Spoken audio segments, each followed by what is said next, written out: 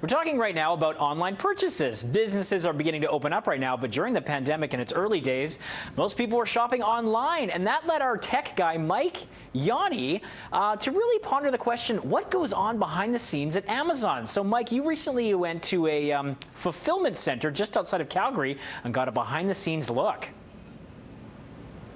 Exactly, Thor. I'm not surprised that we're not talking about the Neowise Comet anymore, because I know you love dinosaurs, and we all know how dinosaurs came to an end. So it's probably a touchy subject for you. Still sensitive. So yeah, I mean, this was actually a really cool experience because it's very rare. We were the only camera crew actually allowed in this fulfillment center just outside of Calgary to see how it all goes down.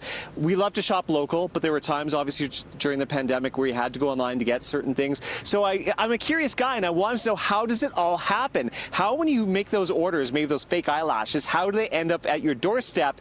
And so we got to kind of go through and see how it all works. And I've got to say, Thor, this fulfillment center, just to put it all in perspective, it's the size of about 11 football fields. Wow. It's more than 500,000 square feet. And how it works actually surprised me, because it's not how I thought. So this is how it works.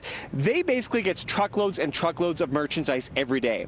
There are employees, they have 1,500 employees. They scan each one of those and then randomly throw them on shelves in anywhere there's an empty space. And only once that item is scanned, it goes live online as it's available for sale.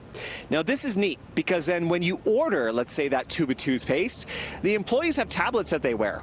And on the tablet, it shows order coming in from Thor. Well, it wouldn't really say your name because, of course, identity and privacy issues. Okay. And it says what you ordered and where it is in the warehouse.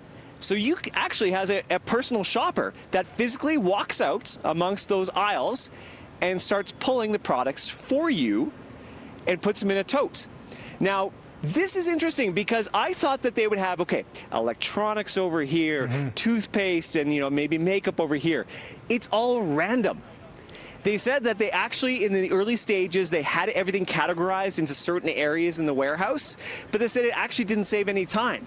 So everything, all these items, and there's more than 1 million unique items at any given time.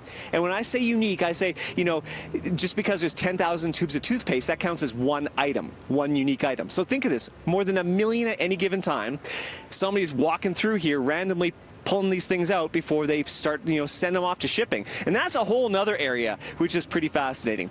Seeing all the conveyor belts and the boxes going by and what they call the auto slammer.